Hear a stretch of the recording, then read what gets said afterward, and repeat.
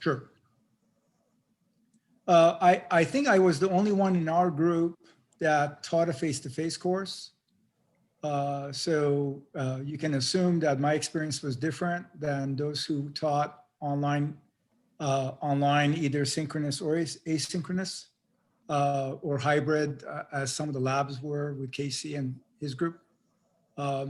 So CSC 212 is our introductory computer science course required for CS majors, required for engineering students, math majors, physics majors. So, but the group I worked with was all computer science majors that were starting their career as SUNY Oswego. So it was also their first choice course, and met 3 days a week with an additional lab besides the regular class meetings. As some of you know, I prepared a pretty substantial amount of material, short videos on instruction. And I did all of this because we didn't know at the time what was going to happen this fall. So if I knew it was going to be face-to-face, I probably wouldn't have prepared all the material that I did. But since I didn't know, I did. And it turned out people who used them had significant gains from them, which we'll obviously discuss later. But what we'll also discuss later is how isolations and quarantining of students and the 2-week pause killed me. But we'll discuss that later. I'll pause now.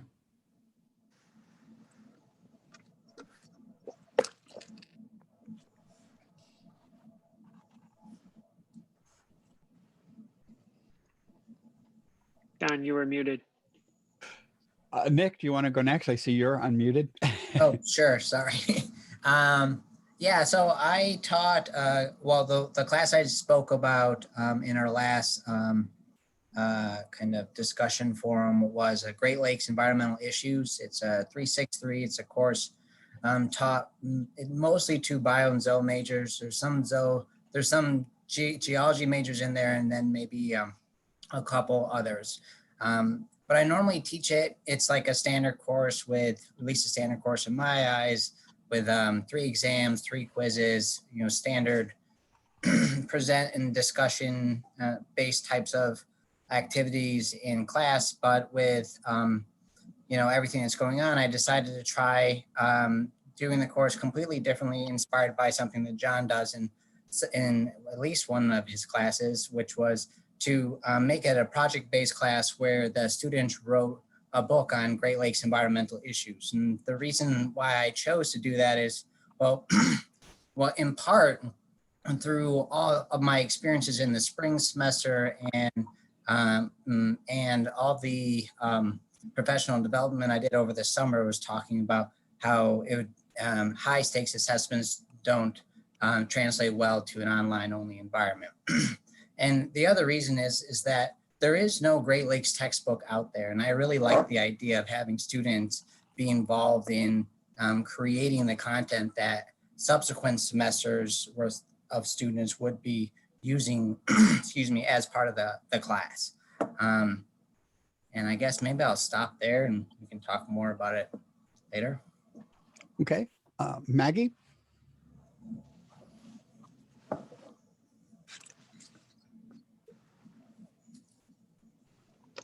Hi, everyone. Sorry, just last time we talked in our course redesign panel, I was discussing my intention to use the Hypothesis software in my courses, as well as to create an organization of weekly modules. So I labeled them, by week and such, and to use task lists and announcements to keep students informed of the work that they were responsible for each week. And I missed the very beginning of this, so I just wanted to check, are we going to go into details individually later? The first was just for everyone to briefly describe their courses, and then we'll have each person present in more depth. Perfect, perfect. So, I suppose that I'll, in this session, talk a little bit more about how Hypothesis went in each of my courses and using them as a low stakes tool and, what worked and, what things I'm considering for next semester. Okay, Andrea? Hi, everyone. Last time we were gathered together, I was talking about my COM 501 class, which is our theory course, and it's for our graduate students. And so our graduate students, especially what we've seen this year, are really coming, they're either coming from working a couple of years under their belt, but this is a kind of core required course that they have to take that's about theory. So you can imagine the excitement they feel all the time about learning about theory. So I talked about how I was putting in work over the summer to make sure that I had content for an online delivery. I was asked to teach the course through an asynchronous modality when I had only previously taught it, face-to-face, really engaged seminar style discussions with lots of presentations. So as we'll talk about a little bit later, I spent a lot of time over the summer writing the module contents, getting it all delivered and ready, but then also spending time doing some of the backwards design and assessment charts to make sure what I was including for formative and summative assessments really mirrored the learning objectives, looking for areas of duplication, looking for ways to kind of balance, like Nick said, knowing that yes, some students may want, because we have online students, to be online, but we also have students that are really conditioned to want and desire the face-to-face, engaged, discussion-based environment. And I knew that some of those things would not translate well, like give a little presentation and lead a discussion. I wanted to foresee some of those challenges and find ways around it. So I'll talk more about some of the details. A big theme that came up in mine was student choice, kind of the limits and balance of choice, and finding ways to make sure people are still able to connect with other people, which was something I was truly worried about in a kind of their first time with their peers in a graduate program. They need to build those relationships. Okay, and Casey? So I spoke in regards to our how we were going to handle general chemistry labs and be ready for online or mix of modalities. And some of the things that we had proposed and planned to manage the 15 plus sections of lab and 7 different instructors, and make sure things that would work. And I'll tell you about the good and the bad and the things we learned. Okay, so we can probably go in the same order. And Ramin, would you like to talk more about your course? Maybe like 8 to 10 minutes each, allowing some time for questions. You're muted. Of course. So thank you, John.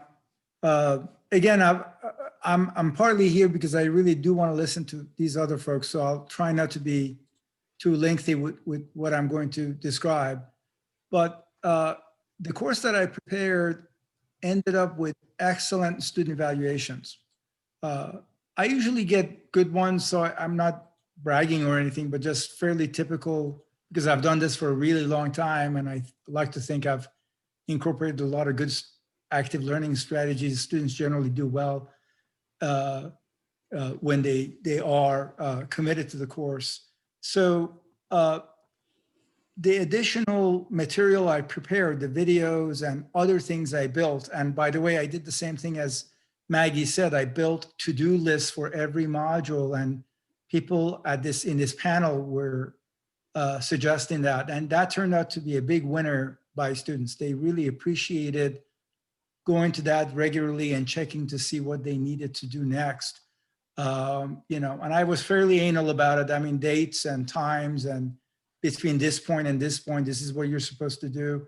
So once I went in that direction, I really went hard after that, and they really did appreciate it. The thing that I have to say is that I went in preparation for this presentation and looked at who was looking at videos, how much video consumption there was, how many times people were going back to these videos. And there was a lot. I mean, there was a significant amount of video consumption by students, and some small videos, the 5-minute ones that I made many, 30 some odd of those, had 30 or more views. I only had 17 students. So to make it clear, people were going back to these to figure out how to do something. And that was the intention. But in terms of performance, there was no correlation. In other words, people with high counts of videos, high amounts of consumption of videos didn't necessarily do better. But I think there were other factors embedded in this. And much of it for me in my course, since it was face-to-face by design and had a lab that was face-to-face, was whether or not the students came back, right? We had the pause for 2 weeks. I had 3 or 4 students that had COVID. They were on quarantine and isolation at different points. And when they did not come back, and most of them did not necessarily come back fully the way I'd expected.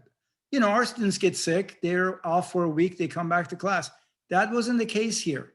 When the isolation happened for some of these students, and then we had the pause, they started coming very rarely. And those students, by and large, did not do well in the course, period. And some of them were actually showing up to Zoom meetings. Now, I want to be clear. During the pause, we had Zoom classes. So there was a link for Zoom. So I would get an email that so-and-so is in Zoom class, even though I was in the class with the rest of the students. So they were, for some reason, believing that they can just continue in Zoom. So my biggest challenge this fall had to do with the fact that I had not anticipated people not returning after the pause and after they had COVID and they were isolated. The other thing that I found difficult that I should speak about, and some of you can chime in when it's time to talk about your course, if you taught synchronous online, it was very awkward. The way my course works, I need people to be working on things and I need to see what they're doing. So in trying to come up with a way to do that in Zoom, that was just practically impossible. There was just no way for me to have somebody share their screen. It would take minutes to just share their screen, to see what the problem is that they're working on or what the issue is they're having. Just killed the flow of the class while we're actually doing Zoom instruction during the pause.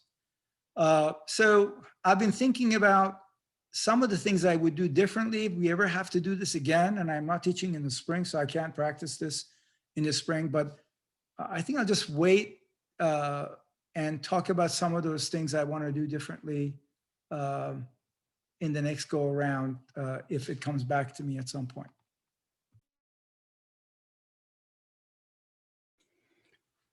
Any questions before we move on to Nick? One thing I noted in the chat, by the way, is that that result where the students who watch videos the most don't necessarily see a big gain in improvement compared to the class is not uncommon, because the students who are struggling the most often will be the students who watch the videos the most. So that's an issue with any type of a treatment effect in education studies, that there's some degree of endogeneity in the use of some of the materials. Any questions? Okay, Nick, you're up. So just to make sure I understand this, right now my time is focused on talking about just kind of various aspects of the course, and we'll do just a short Q&A after that, and that's how it's going to go. Okay, I see lots of head shaking, so it sounds like that is the way. All right. So for the Great Lakes class with the book, we spent probably maybe 3, almost 4 weeks in the class, kind of just introducing them to the Great Lakes, you know, kind of trying to form some type of connection among students in the class. I should say that the class was taught synchronously via Zoom for 2/3 of the semester, and the last third of the semester we went to asynchronous because that was all student-based presentations. And I was worried about the students presenting online and streaming and then having difficulty with internet connection. So I thought it'd be better for them to do their presentations, record them, then post them online, and then have discussions via the discussion boards. And so as a class over that first third of the semester, we identified, well, I broke them out in a Zoom, and groups of 3 or 4 students came up with lists of all what they thought were all relevant topics or environmental topics in the Great Lakes. And as a class, we then kind of whittled that down and came up with 10 chapters for a book. And then we used rank voting to decide which chapters they would want to vote to write. And using those rank votes, I then assigned students to pairs to write the book chapters. And throughout the semester, they had various assignments associated with their book chapter. First, they had to write an outline with a bibliography. Then they had to write a draft 1, draft 2, draft 3. And each draft, the weight of that draft on their final grade increased, well, doubled. It went from 5%, 10% to 20%.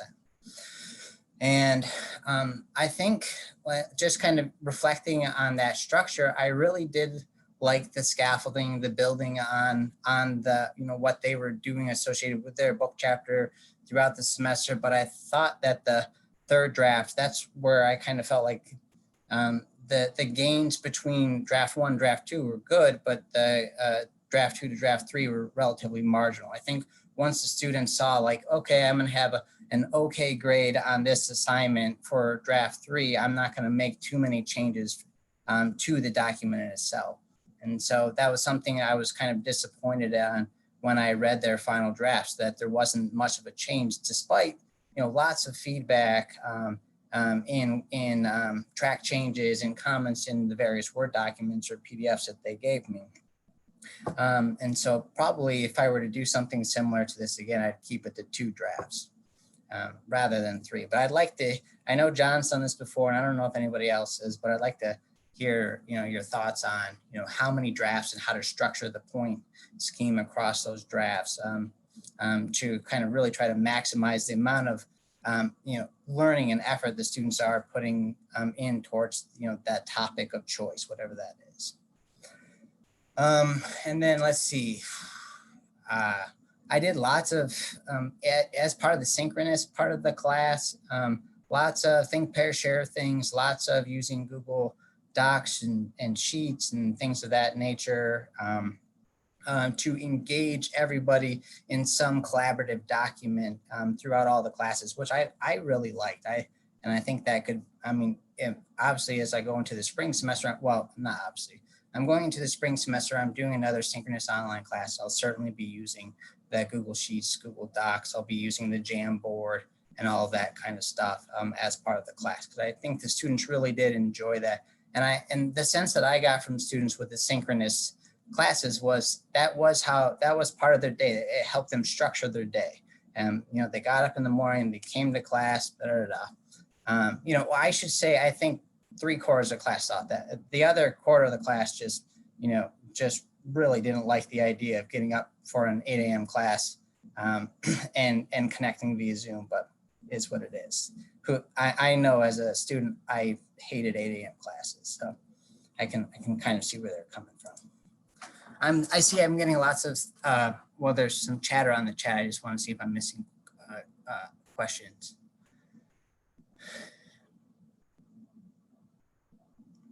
Oh, that's a good point, Ian. Ian mentioned you could connect part of their grade on subsequent drafts on how much they address your comments from previous drafts. And that is, I really liked my rubric for the draft, for the chapter drafts. I thought it worked really well, but that is definitely, I think, a critical component to add to draft 2, draft 3 rubrics to account for that amount of effort in their grade. Ramin asked, did student pairs work out? So there was 3/4 of the class didn't care who they went with, who they got paired with, right? And so they did their rank votes, and they were, roughly random across the different chapters. But 1/4 of the class really strongly felt this, and they expressed this in class and by emails to me, that they really wanted to work with so-and-so because they live in the same house together, or whatever their, reason was. And so as a kind of an olive branch to them, I said, if you really want that, rank your book chapters the same. So then I know you want to be together. And, in the end, just how it all worked out, everybody got their top 1 or 2 choice for the book chapter. And for those kids who wanted to work together, they worked together. But what I really didn't like about that is part of the class participation grade, which is worth, I think, 25% of their final grade, was these peer and self-evaluation forms, where you evaluated yourself and your performance on these various, these drafts of the chapter presentations, as well as your partner. And, I didn't see this, and it's obvious now in hindsight, but they're best buddies. They're ranking each other like, oh, I did the best job ever. And so I'm not really getting an honest evaluation of my, the other partner's effort. And in other groups where, they weren't friends, it was very clear someone was doing a lot of work and vocal to me, privately via email, as well as in these peer and self-evaluation forums, that their partner wasn't doing a lot of work, which was helpful because then I could send that person an email and say, hey, you're gonna basically communicate to them that the amount of effort that they're putting into this is not sufficient, or maybe that's not the first thing I said. Maybe the first thing I said was, see if there's any issues with them, because there's a lot of things going on in these students' lives outside of college, and maybe the amount of effort that they're putting into it reflects something that's difficult in their life outside of school. Margaret said something here. I was just adding in a comment on the incorporating feedback part. Okay.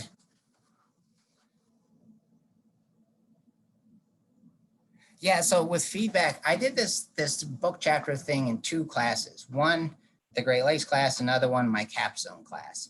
And in the capstone class, I really liked doing video feedback for draft 1. I thought that was a big time saver on my part. I probably, these are like 15-page, at least single-space documents. And to go through them and, clearly articulate all my thoughts on where they could improve via comments on the side took easily 2 hours a draft. But with video feedback, where I just, recorded myself talking about my chicken scratch, because I printed off their documents and wrote things. And that I felt was much better received by the capstone students, in that I could show them, papers to incorporate, so I was showing them things on my browser, showing them things in the paper. I felt like it was a much more, engaging way to express and how I thought they could improve the paper as compared to just comments. But yeah, I'm sure I've spoke for more than 8 minutes. I don't know, does anybody have any questions on anything that I've mentioned so far, or comments besides those that have spoke via the chat? Just a quick one, Nick. Ramin here. I think the 2 courses you taught, you have some control over how much content you would do, or what content you would do.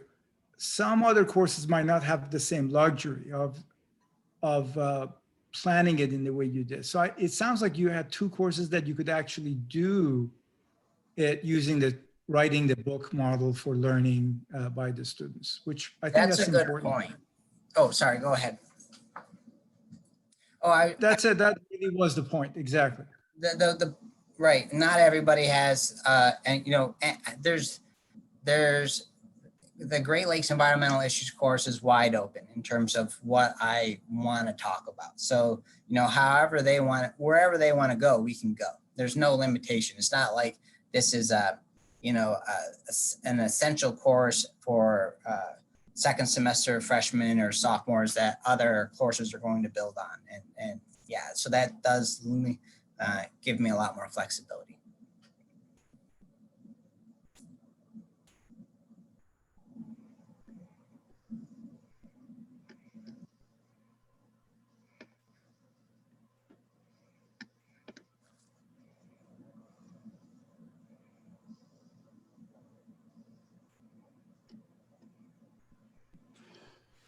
Okay. Maggie? Sure. So this semester I taught 3 asynchronous courses, and like Ramin had mentioned, the creation and use of the task list, that kind of to-do list that guided students each week, was very well received. I think that, as far as I can remember, and everything's a little blurry from this last semester, but I don't think I had one question about what was due, when it was due. It was all, I think, very clear, because that was the very first thing that came up on each of those weekly module folders. And so I think that, as far as, students' understanding of my expectations of them, I think that that task list really kept students organized. So I'm absolutely going to keep moving forward with that, and continue that with my future courses.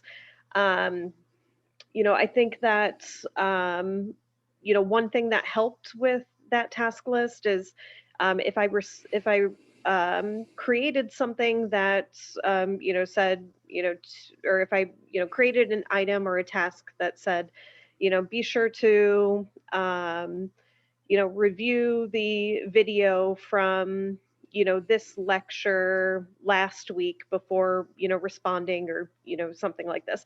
I could always link, using those course links in Blackboard, to that prior folder and that prior video. And I think that really helped students stay organized, because now they weren't required to go searching for everything. It was right there in that same weekly folder.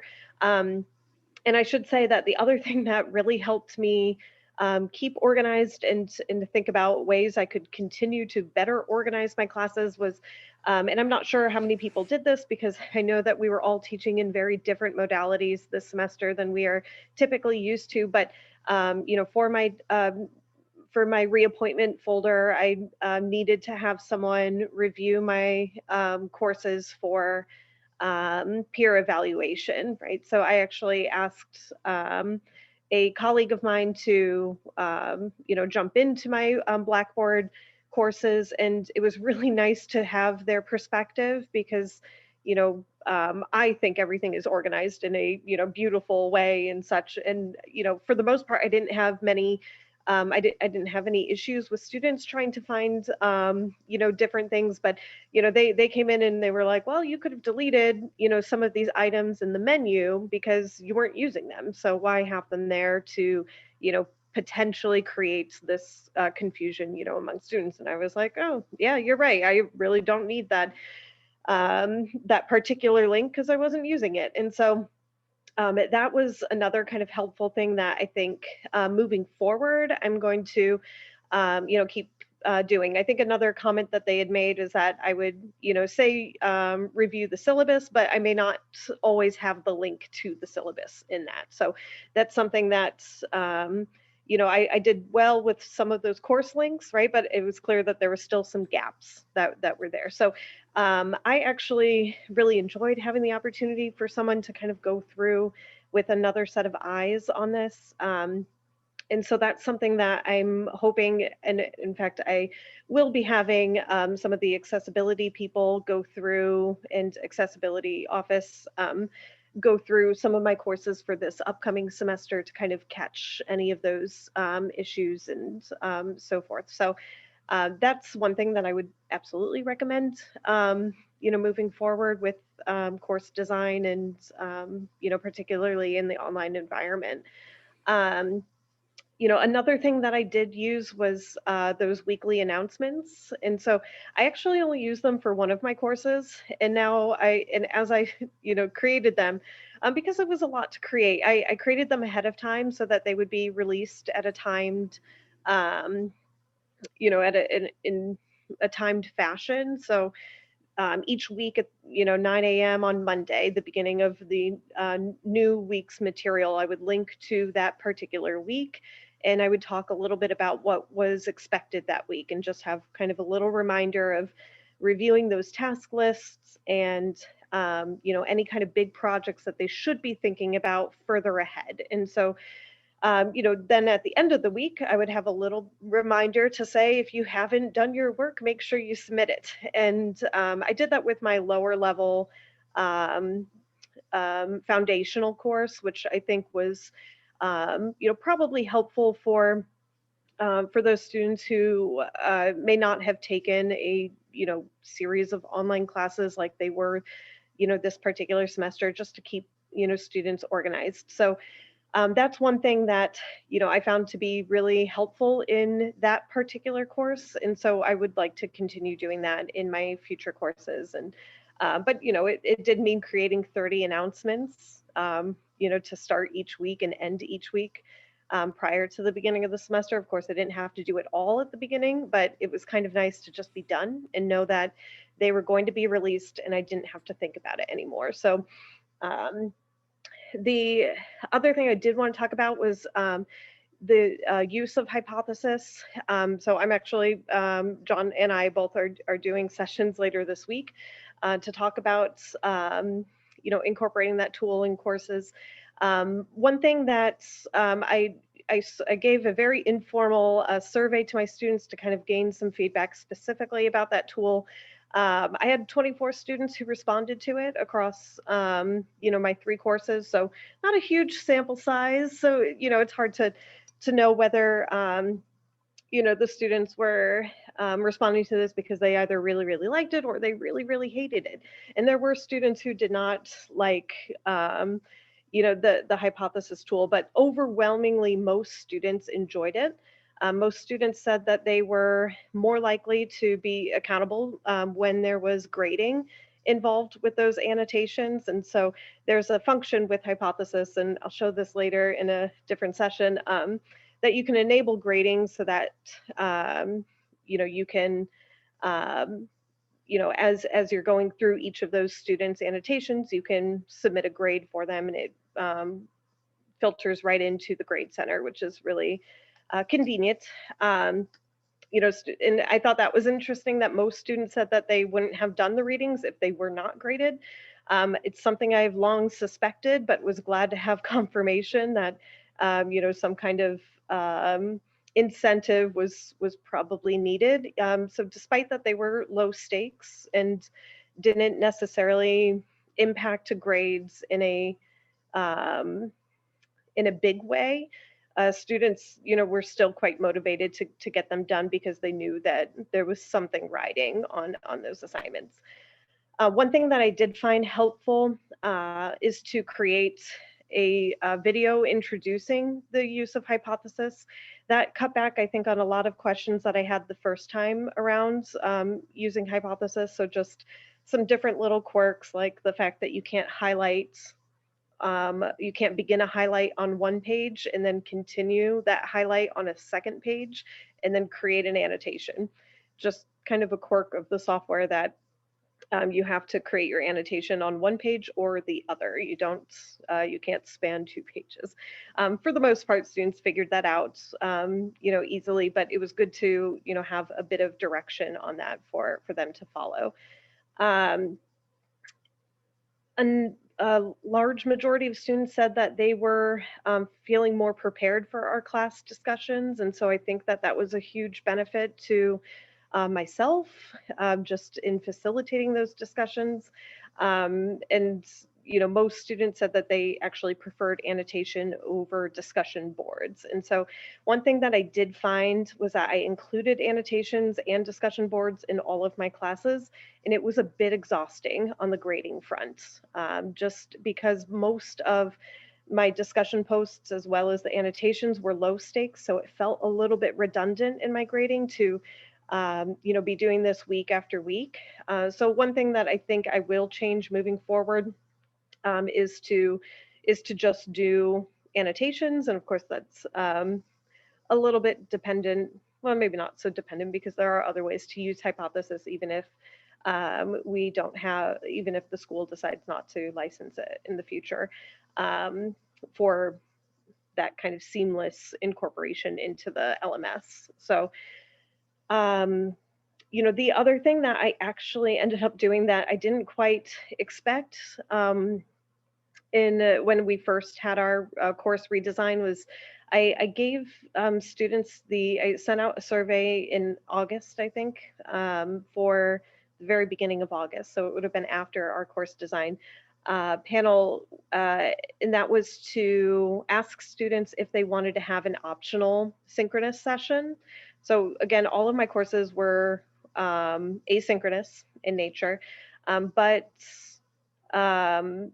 I would have preferred to have them synchronously, but I didn't really understand I didn't understand the whole process of requesting a synchronous course versus asynchronous last summer. And so I asked students if this was something that they might want to do instead of posting on the discussion board each week. So they had the option of either participating in that way asynchronously or coming together each week for about an hour. It worked out, I think, because the class had originally had a scheduled time to meet. And so there was a period of time that students in their minds had already dedicated towards that class. Of course, some students who had then changed work schedules or picked up other courses knowing that this course was asynchronous still had the option to participate in those discussion boards asynchronously. So, but one thing that I think what I didn't realize was really the impact of having that in-person connection with students. And so that's something that I'm trying to incorporate in my courses this semester, is having that optional. In a way, it gives students that flexibility to do so, to complete their coursework asynchronously or to do parts of it, synchronously. But that the default is that everything will be available asynchronously. Students had told me that this was the only thing that they had to show up for in a week. And that was shocking to me because I had assumed that most of them would have some kind of synchronous work but as it turned out, for most of the students, this was the one thing that they knew that they, wanted to attend, right? So I think in their minds, they framed it as it was something they had to attend, right? So that they could structure their work and, be accountable to a place and time. And so that was such a wonderful compliment to the class.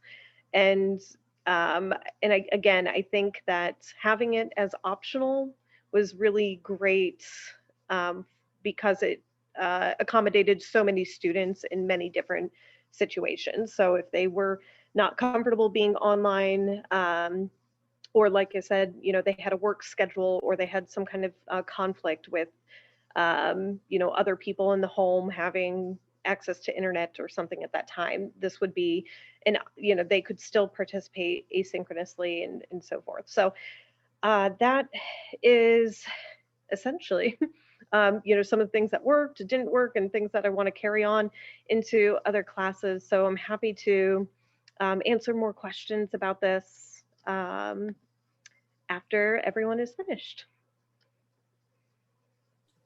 Okay, Andrea? Great. What's awesome about this is a lot of what Maggie touched on are things that I kind of have ready to touch on as well. So I did want to start with kind of the positives. I know that when I was doing the redesign panel the first time, kind of working on the extremes of having an engaged in-person, like face-to-face discussion class moving asynchronous online, I was really worried, like, how would that affect our relationships? And honestly, that part worked out really well. I had a partner assignment, kind of like we've seen, and that worked out where they were able to choose a partner. We did a lot of like introductory discussion board posts so they could kind of get to see people's interests and who's interested in what. And all those pairings worked out well, even the ones where, because I had them do requests and then I kind of looked through them and looked for matches based on, what they had told me about their own personal professional goals. Even the one match that I was like, oh, I'm not so sure these two are going to work well together. They were like, oh, we didn't know we had these other classes together. Like, oh, this is great.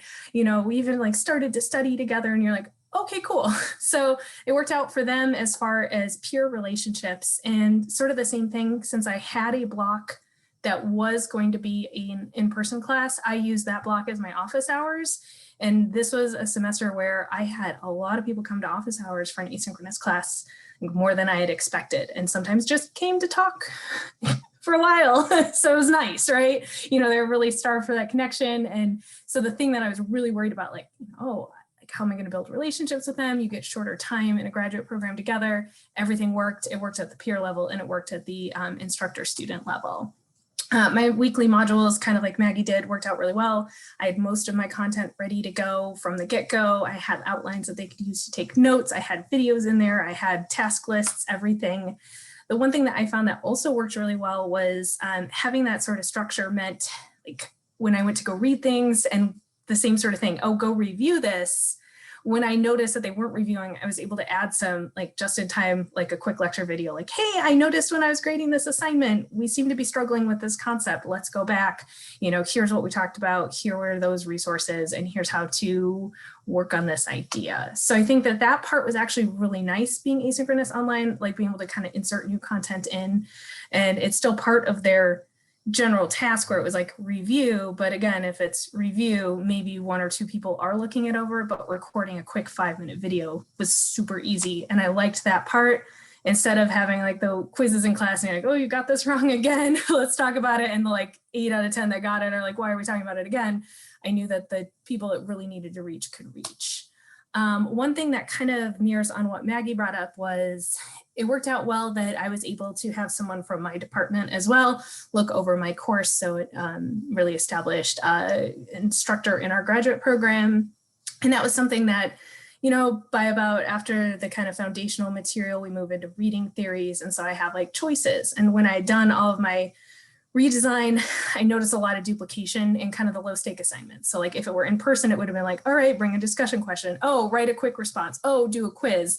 I tried to collapse all those choices down. So each week they were doing something to reflect, but I'd build the choice. It'd be like, okay, choose to write a 1-page reflection or post on a discussion board.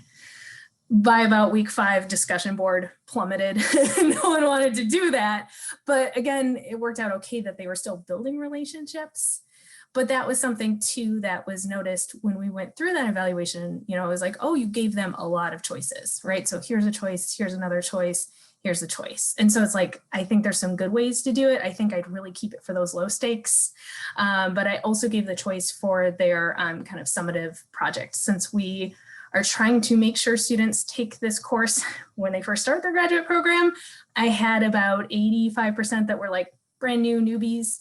And then I had some that, through a luck of weirdness, had already like pretty much been done and not taken this course. So when it came to their thing, I was like, well, I really want them to do an annotated bibliography, right? So they can kind of really dive into a theory that they're interested in and read some sources, get those skills back for those that had been out in the workforce. And so I offered choice of either doing a literature review or an annotated bibliography. It worked out mostly okay, but there were a couple that I was like, oh, I really didn't think they were ready for a literature review. And while I tried to say, hey, it's okay to pick it, they're like, no, I want to write a literature review. And you go, oh, okay, I will work with you. We'll draft. You know, it worked fine having drafts, but it is one that I was like, maybe there are some ways to limit some of the student choices, right? So it's nice to have choice, but maybe I went too far and like, here's all these choices that I could find some ways to balance, right? There's always a way to maybe add in an exception. So if I end up in another circumstance where someone's pretty much done, then it could be like, hey, if this can work on the rubric I have for this assignment, sure, let's work on a literature review or revisiting what you have. There's some ways to do that maybe for that one off instead of offering the choice. It's almost keeping that card in my back pocket ready to go versus putting it out. So I'm thinking of adding like a syllabus statement that says something like, if you want an alternative, you know, assignment that can still meet the learning objectives, I'm happy to consider, right, having you write a literature review versus an annotated bibliography, but something that kind of puts onus on the student for the big choices. But you know, there's some room to play around with. So I liked that too, from like having someone else see the course and someone else that was really familiar with our students. I'm only in my 2nd year. So, you know, seeing someone that kind of knows what our students go through, maybe there's some ways to work with choice, but play with that idea. And I think, so in there, kind of thinking about some of the biggest themes that I saw was like that doing the backwards design and really sitting down in the beginning and saying, hey, when I teach this class face-to-face, kind of like Nick brought up, here's all the things we do, here's kind of what they target, how they work. There's really some importance right now too, and everyone being overwhelmed. Paring it down, I was still able to make sure they were doing the learning objectives and we were getting the material. And, you know, some of those kind of fluff points from before where it's like, oh, great job on this little thing right here. While I was missing those opportunities, I still had a lot of like ability to say, hey, why don't you just rewrite that assignment? Like, you know, I had built in some regrading. And so I was able to get at the material and really make sure that we were covering what we needed to cover, but also that I hadn't overwhelmed myself too much. Because even with the choice, it was one or the other, unlike Maggie's design of choice, right? It was either do this. And so I think in there, having that group project meant they still could build the relationships, which is something we want out of the discussion boards. But that might be why they just kind of stopped discussion boards, and also being overwhelmed that all their classes say do a discussion board. They might have liked having that choice to say, oh, something else other than writing a post and kind of getting that formulaic, yes, I agree with your point about that case study, right? I too enjoyed that theory. So I think in there, there's some good ways to balance it. And while this was about the, you know, graduate course, I mean, when they're brand new master's students, I had a lot of students that had graduated from Oswego, you know, August 2020, and then we're starting their graduate program like 2 weeks later. So it is one that, you know, the same sort of bumps in adjusting to online learning, the same sort of struggles we saw for our undergraduate students played out in the graduate arena as well. So that was one that having that structure, doing what Maggie kind of talked about too, of all the task list, you know, having a little bit of that and having it there really helped all the students, including those that were on that kind of slow and rough adjustment route. You know, that first semester of a grad program is rough, and it was probably rougher for some than we might have expected. So I think in there kind of reinforces some of the themes that other people have brought up. So I'm going to finish talking unless someone has any immediate questions.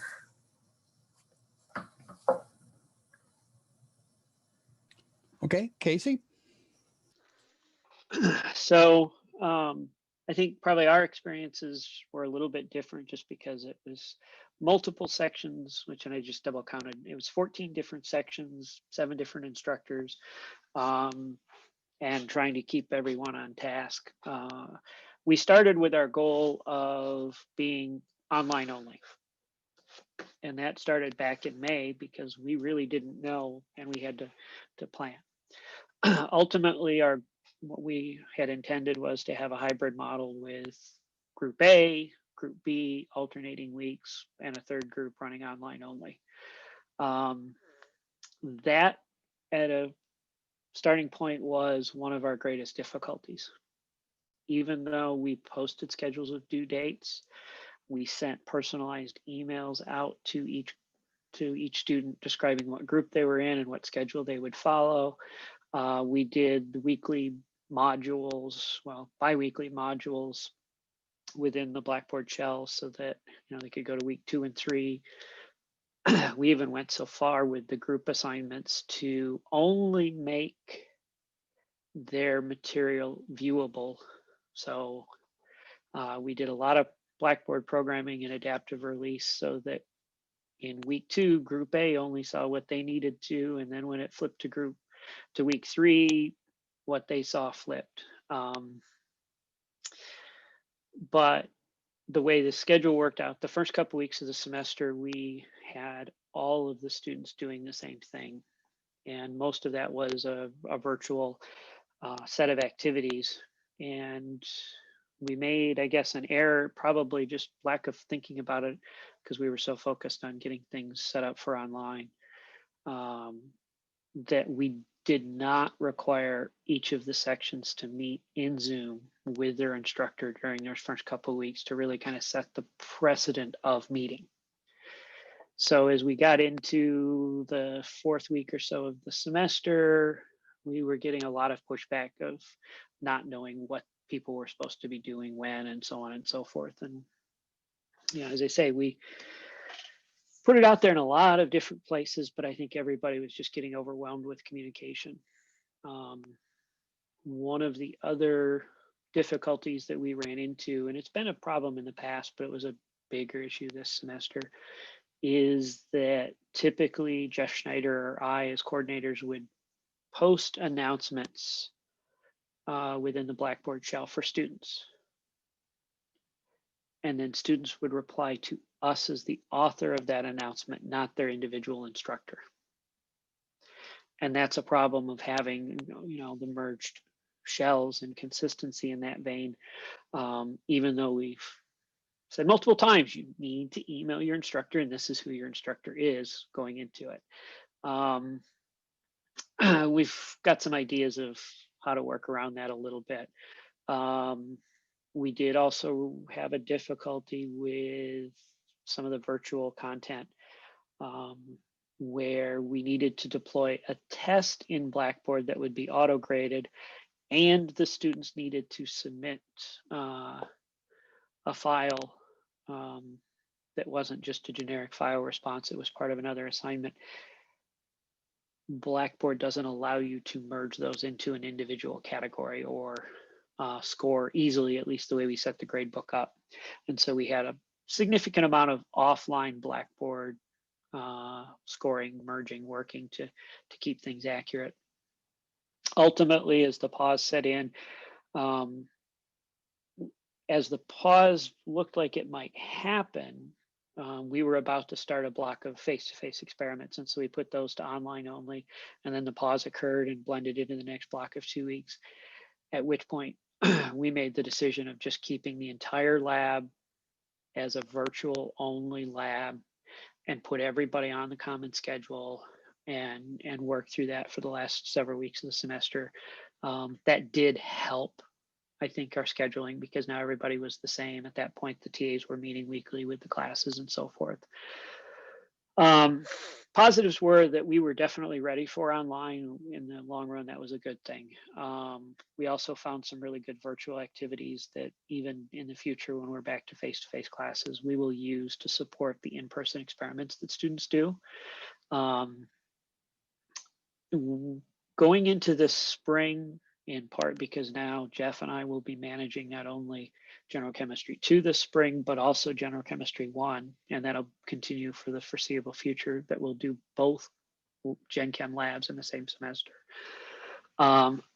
We've created a separate Oswego email account, and that email account will be the instructor that we will use within the merged Blackboard shells to communicate with students, so that it's not individually Jeff or myself replying, it's a generic account. And hopefully that will help push people to email their actual instructors, as well as streamline things a little bit. We also, this coming semester, are going to keep the online only section separate. Going to be extra work for us because now we'll have to manage 2 different sets of shells, not one. But we hope that because the online only folks are a little bit different schedule, keeping it separate will help with this communication aspect. One of the things we really do need to find a way is to try ways to keep the students engaged. We observed a pretty significant number of students that just didn't do anything all semester. Didn't matter how much we communicated with them, how much we tried, short of going and seeing them personally.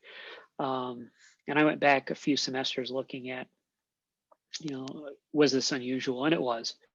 There was it was between 15 and 20% of the class that just did nothing in the Gen Chem lab, where typically that's maybe 3 to 5%.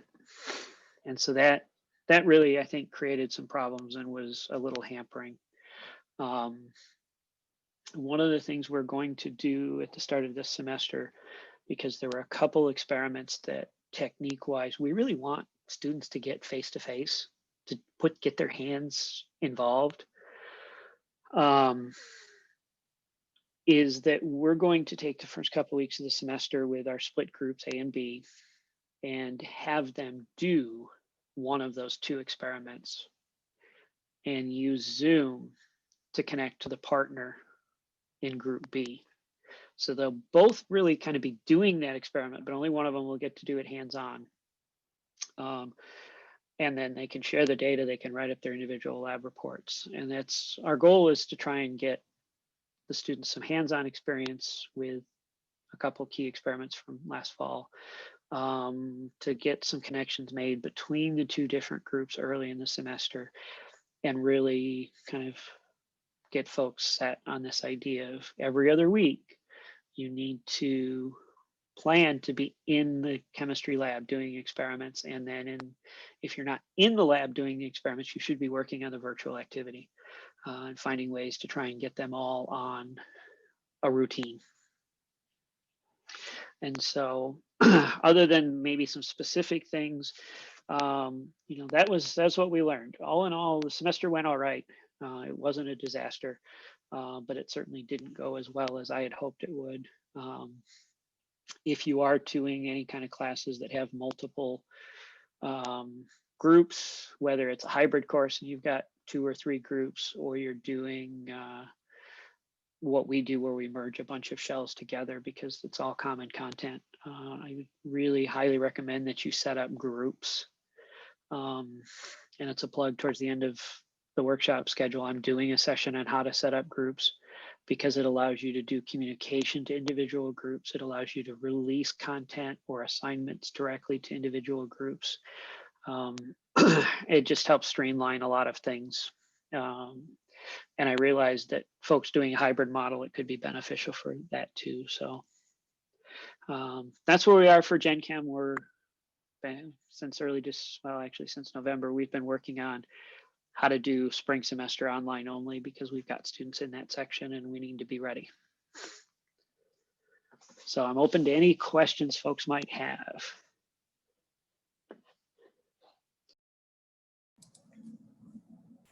Casey, I'll just say that I taught genetics lab asynchronously this past fall, and we had the same exact experience with it was about 15-20% of the students who just did nothing the entire semester, after multiple emails, identifying them in Starfish as a potential somebody that might fail and things of that nature.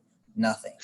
And that is atypical for the class as well. So I just I can, from their standpoint, labs, the thing that's supposed to be hands-on in the science world, I mean, I'm sure it's just not ideal to be doing them online. And at kind of part of the reason I chose in the spring to teach ecology as a hybrid, where the labs are, some of them will actually be in person, is for that reason. But I won't have to split them, thankfully. It's out at Rice Creek, it's ecology, they'll be outside. So it might be cold, but we'll be doing something. Yeah, I kind of realized that we weren't unique in that lack of participation, but we did hear, because our overall lab score goes to the lecture instructors to be used as a quarter of their grade, because it's a 4-credit, 0-credit breakdown. We got a little bit of pushback from instructors about why scores were so low. And so we went back and looked, and most of the instructors really kind of understood it, because they were seeing it in their own lecture content sections as well. That those same students weren't doing lecture material or coming to exams in the lecture class. Any questions for anybody? Carolina? I have a quick question for Casey and Nicholas as well. So I also taught labs in physics, the physics labs, and I noticed this temptation for the students to become passive. And actually what I did, I wrote to each of them separately. And I said, look, I noticed you didn't come to this lab. We had synchronous labs online. You didn't come. How can I help you? And so on. And I noticed that I could rescue some of them. So probably 50% of those who stopped coming, they came back and they were very grateful. They passed with, they recover pretty well. However, I couldn't do this for everybody, and I feel really bad about it. So even how hard I tried, and I wanted to help them. I had extra sessions in other days. If they were working or something, I met them separately. So it was not possible to help everybody.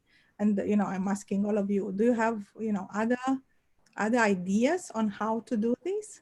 This happens actually even with labs face to face. some maybe 2-3 students out of 50, they just don't do the work, they don't come anymore, etc. You cannot do anything. But do you have any ideas on how to improve this participation, except, you know, talking to them separately? And Yeah, I think you guys mentioned the target emails and the one-on-one, and that's any kind of automated email works for some. It picks up the low-hanging fruit. But in my opinion, there have been no substitute. I'm someone who's taught asynchronous online since like 1999. So the tools have gotten way, way better for sure. So this is, you know, so the higher like dropout disappearance rate relative to face is not news to me, but it was even worse this time with people being pushed to asynchronous who really didn't want to be there.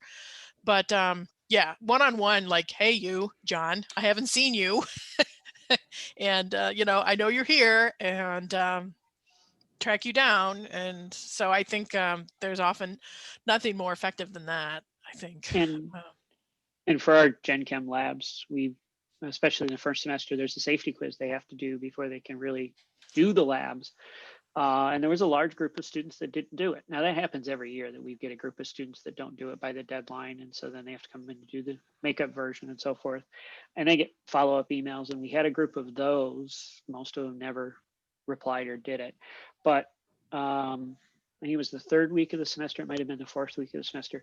We collected names from all of our instructors of students that weren't participating and attending, and sent each of them an email. Now we used a Google Sheet and Yam to send them personalized emails, so we didn't have to send 50, 60 separate emails. We could automate it a little bit, but they were individualized. And you know, when you're dealing with 280 students, it's hard to get to all of them.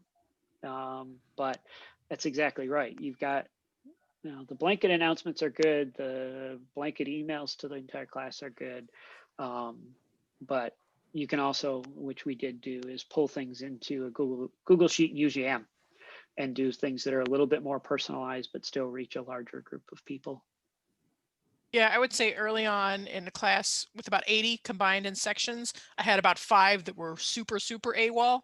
And I actually emailed them, and this was a bit more work, so it doesn't scale as well. But I went into DegreeWorks and I got their advisor. So I emailed them and CC their advisor. And that also seems to be. so we can get the advisors through. Right, because what happens is students see your email and they weren't going to reply just to you. But then they see that you CC'd an advisor that they have to see and be accountable to. And then all of a sudden it's, you know, I think it's a little different. How can we get the name of the advisors? You can actually look them up in DegreeWorks because they're enrolled in your class. So you'll be able to see them. And then at the top of DegreeWorks, they have that table, and all the way to the right, their advisors are usually listed.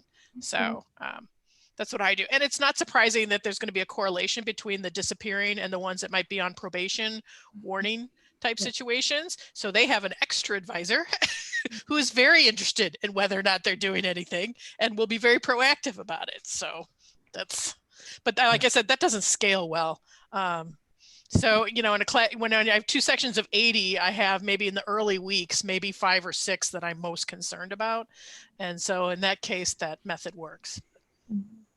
I was thinking, I'm sorry, Nicholas, I was just thinking about perhaps another solution. Sometimes when we have the labs and we have an initial assignment, how Casey said, that survey, or in physics, we had quite a few assignments for first week. There is like a big barrier and the students feel they cannot go through and they kind of just abandon.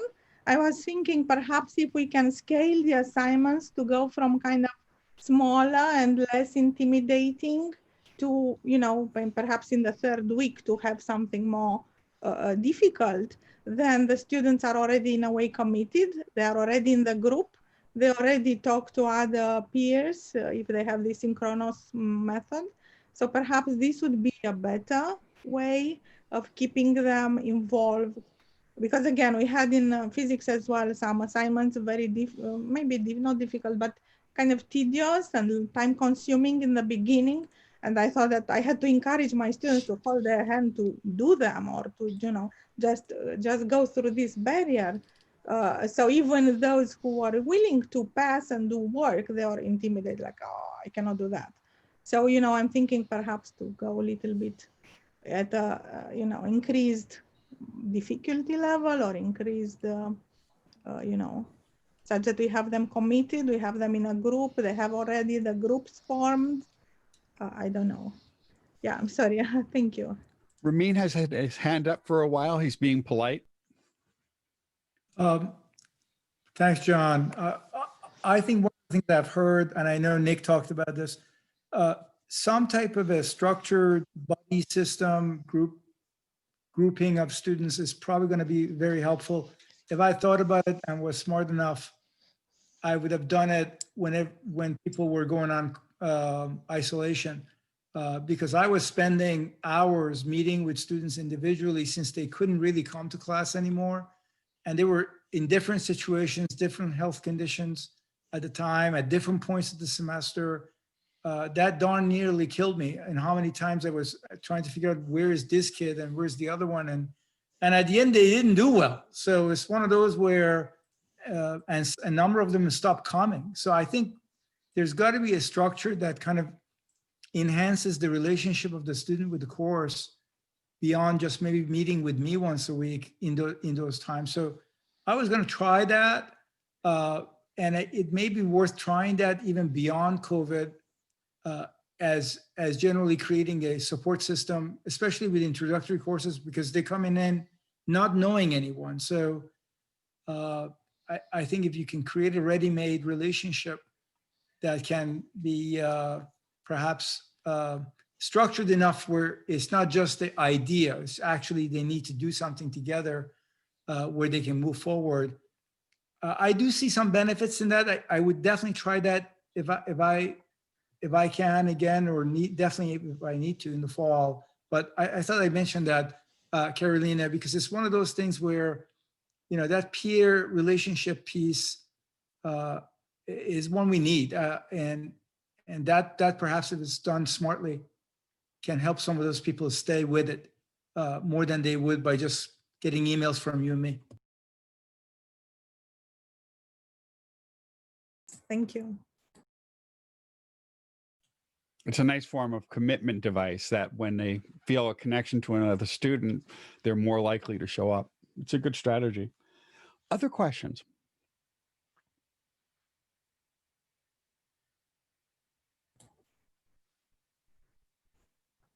Carolina?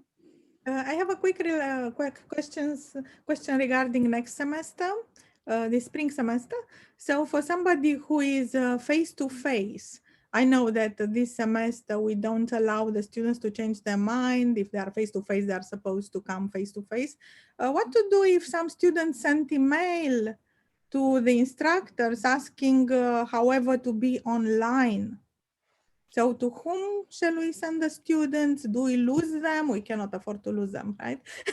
But we cannot, as instructors, to say, no, you need to come only face-to-face. Well, I mean, you kind of can. I mean, so students, obviously quarantine isolation issues are different. You need to accommodate that. And, you know, you already have existing policies for students who might get the flu or have a death in the family, et cetera, right? So that's one set of policies. But in terms of a student who just says, I'd like to just high flex in, and can I just Zoom in, or can I just, you know, listen to your recorded lectures later and just do the homeworks or you know, so students are going to come ask that.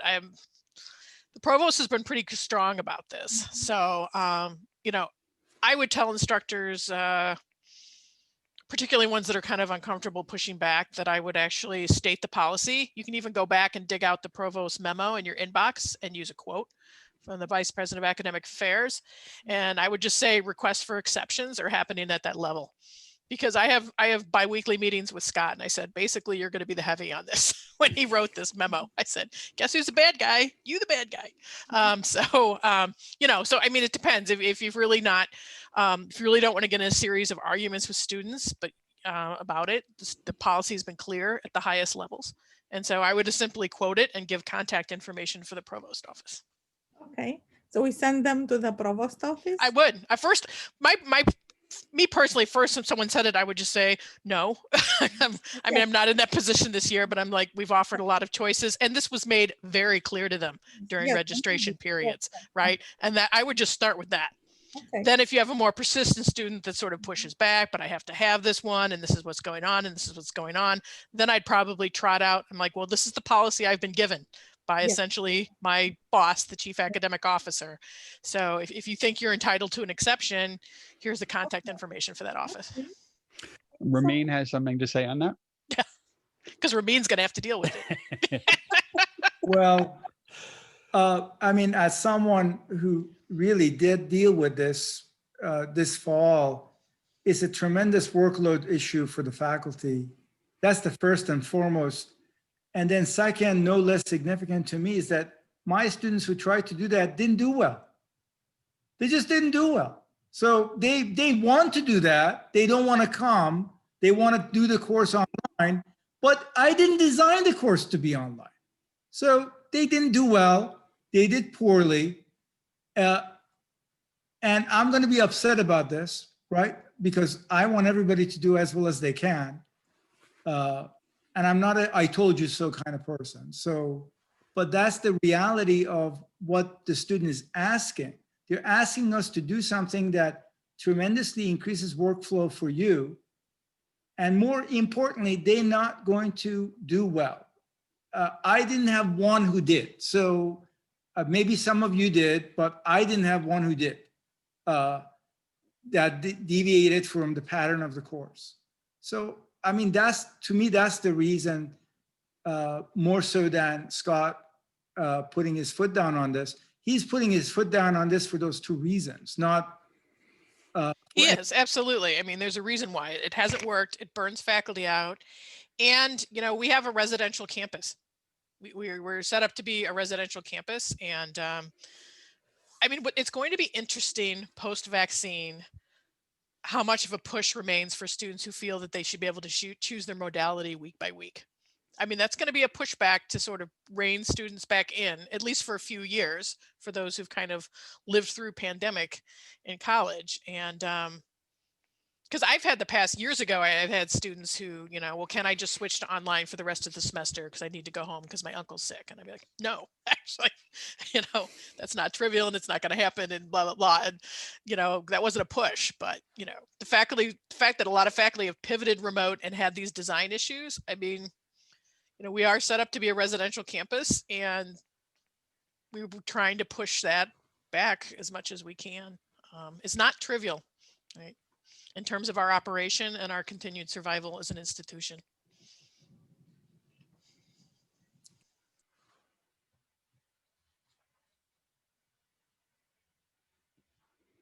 Any other questions or comments or reactions?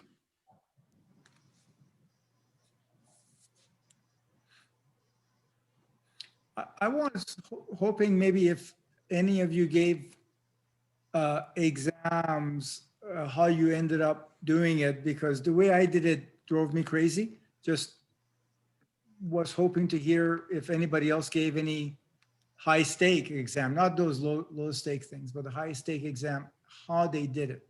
So what do you mean by high stakes? Like 15, 20%? What kind of weight would you put for a high stake? Exactly, 15, 20% type of an exam that that you cannot give face to face, right? I mean, that's right.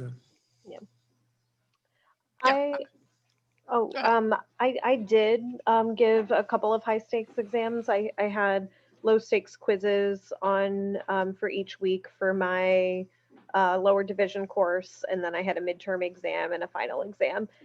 So I, created, and this was all on Blackboard. So I created pools and question sets to randomly select 20 questions out of 60 options, so that students would have a random group of questions. So that in that way, my intention was to cut back on any kind of cheating in the class.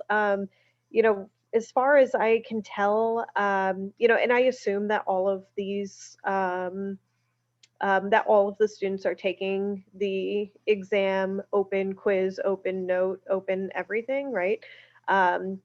And so I try to craft my questions in a way that are very much applied. And so instead of, just, and of course, there were a lot of questions that were like, what definition best fits for this term, right? And, there were certainly questions along that line, but I also tried to create, applying based questions where, they couldn't just Google it because I just created some random scenario where Sally was arrested and, this was the circumstance, what criminal defense makes most sense, right? And so that I think kind of helped at least assure me that, they weren't just like Googling the answer, right? But as far as other options that I included, I did time the exams, but I did not create a forced completion option. And that I think just kind of allows for any issues with like computer glitches or, something to that effect. I really didn't have any issues with students technologically, like taking the exam. I think one student opened the exam at like 5 a.m., emailed me right away and was like, oh, I screwed up. Like I opened it up, I didn't complete it. It's now saying I can't take it again. So I just reopened it. Like I didn't really stress too much about that issue. I think that's, I required I chose an option that all of the questions would be presented in random order and, again, kind of pulling from a larger pool of questions. Those were randomized as well. So there was, I think, a lot of checks in there to, kind of prevent, cheating or at least any kind of use of tools that I wasn't, super into them using, for the exam. And the test distribution, like the scores distributions were pretty much the same as my other classes. So it's, I know that there's a lot of concern about, people taking exams like synchronously, in that time period. I just don't, in my experience, I don't see the need to go those extra steps because the students who are getting a C in the in-person exam are pretty much getting C's in, their online exam as well. So I suppose I've not been too concerned about those issues, but I know that, other people have, and there's good reason for that. So just in my class, that was the only class I had high stakes exams in. It didn't seem to make a huge difference. I know I can say that the Gen Chem lecture instructors, at least 3 of the 4 sections, the final exam was 30% of the overall grade. And they did their final exams synchronous, but online only. So students had that 2-hour block as scheduled during final exam week to do it. And they made it clear right from the beginning of the semester that that's going to be the case, so plan accordingly. And in most cases, a lot of the questions required some kind of problematic work that they had to go through. And I know in Jeff's case, he had 500 or more versions of every single question that was delivered to students. And so it's pretty likely that every single student got a different exam. And his distribution, as Maggie said, in the same way, was pretty similar to previous years, if we discounted the group of students that just quit. Casey, can I ask, to create 500, different options and such, what was the prep like for that? I don't know if you can speak to their experience, but what? Yeah, I wrote the directions. Okay, yeah. So I'd love to hear it. Yeah. It's I mean, for us, it's mainly mathematical problems. So you're doing variables, but we have a way to set all that up in a Excel spreadsheet. Okay. Where you do everything in one row of a spreadsheet. And once it's all set, you copy it to as many rows as you want, you save it as a text file and upload it as an individual pool. And that goes right into your Blackboard. Yep. Pools. So we load it in as a pool. Okay. And then you just tell, Yep. you know, when you And you build your can test. batch load essay questions as well, like you know, if you have short answer Yep. free responses, those Okay. can be done as a batch upload. You do them like in a spreadsheet. So there's each column is a field that Okay. Blackboard is looking for. There's tons of directions. There's like a lot of YouTube and screenshot instructional Gotcha. videos on online to do that. And you could batch upload just regular multiple choice that aren't calculation. Very easy. I believe Kathy Dutton is doing a workshop on using that as well. Great. And you can batch load Great. that from a Word file. So, you know, you can create big banks and big pools. Everyone who's complained, like through either OzProf's Hangout, who's complained about significant cheating on their exams, I think part of the problem is they were not generating, they do not have a pool. They were trying to give everyone the same exam, and that can't happen. Yeah. Just a pool, drawing from a pool and some degree of timing is going to eliminate over 80% of the problems, because Yeah. people who are inclined to this are looking for the low hanging fruit. Right. And so it just, you don't have enough time to collude, you don't have enough time Sure. to search, and you can't necessarily have the same exam of someone that you are FaceTiming with on another screen or things like that. So that eliminates a ton of it.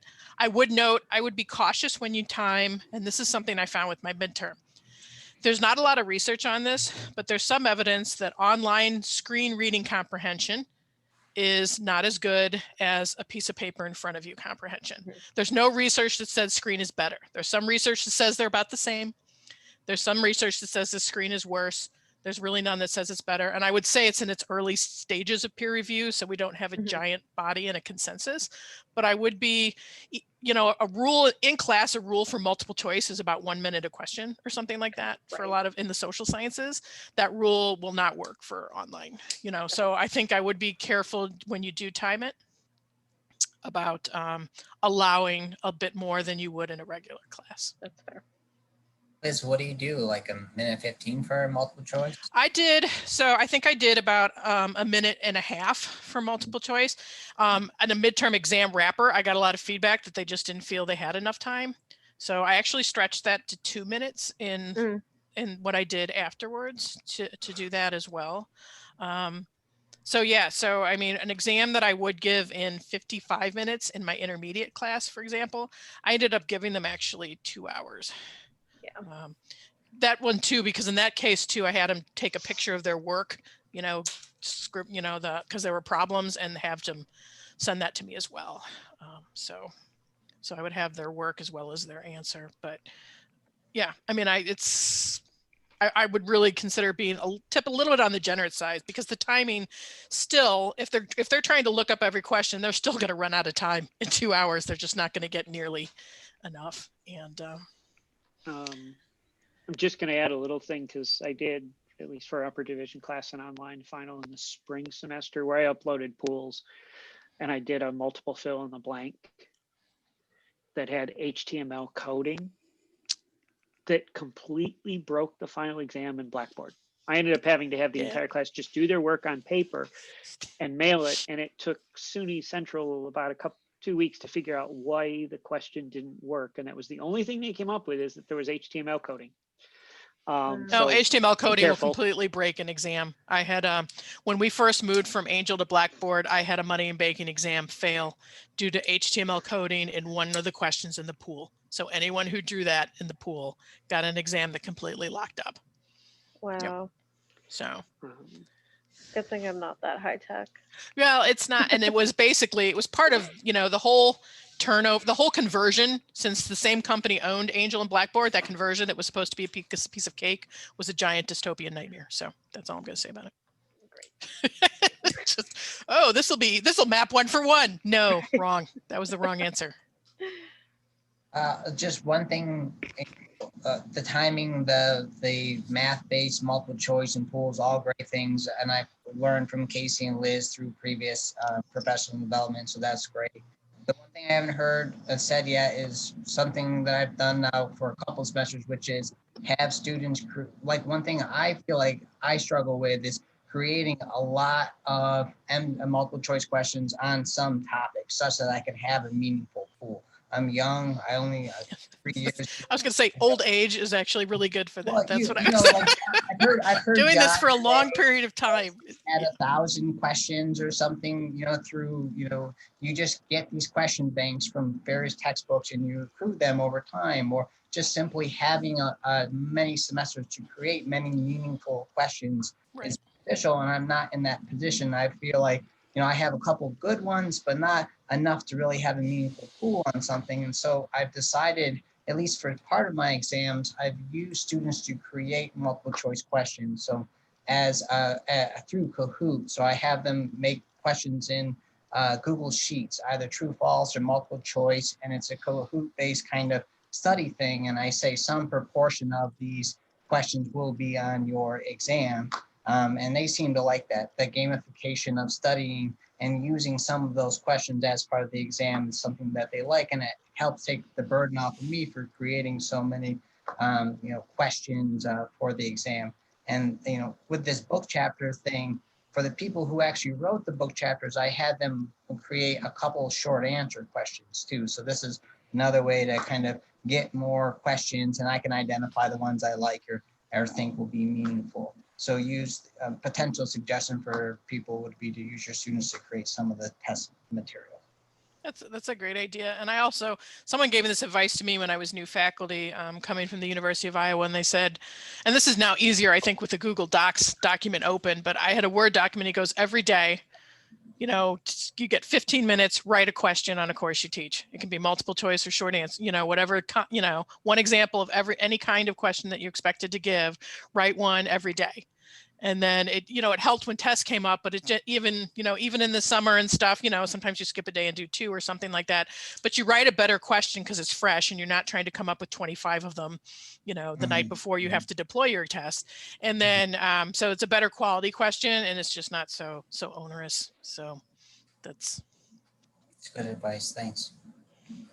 Just want to mention very quickly for physics, and I think it will work for math and perhaps for chemistry. What I did, for my exams, the final exam was 30% of the grade, 2 midterms, each of them 10%. But I had a lot of, each day, each week, group work, homework, quizzes. Well, group work and quizzes were kind of similar. And for upper level, even a project. So what I did, I told them to explain every single step. So they had to draw a picture, to draw forces, to explain, to start from the beginning and explain every single step. If they started with the final formula and plug in the numbers, 3 out of 10. So, this, and automatically this disqualified a lot of students who found some answers somewhere, or even if they collaborated, they weren't able to explain the process. So this automatically, I had the same scores as in usual semester face-to-face for my finals. So that's, what I could do with my problems. And of course, I changed the problems. I designed each problem separately, but they didn't have different problems. They had the same problem. But again, I told them, you need to explain step by step.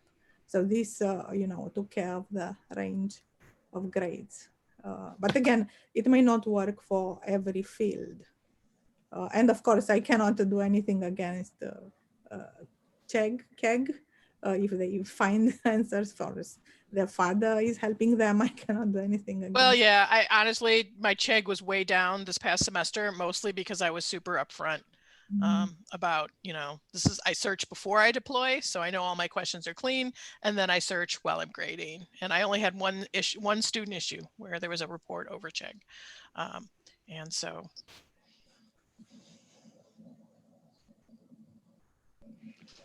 Okay. Well, thank you, everyone. This was a really good session, and it's nice to hear how things went. We got to see a preview of where things were going, and it's nice to see how things worked out.